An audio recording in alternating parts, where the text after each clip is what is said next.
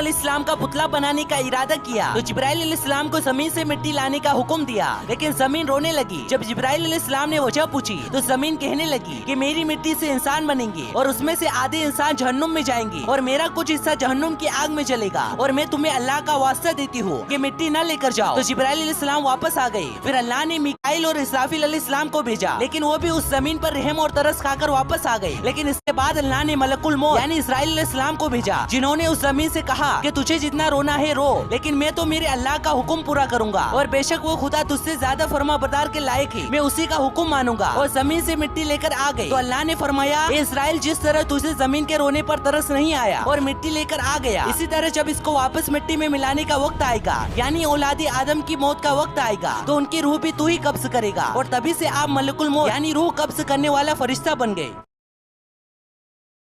इस्लाम का पुतला बनाने का इरादा किया तो जिब्राइल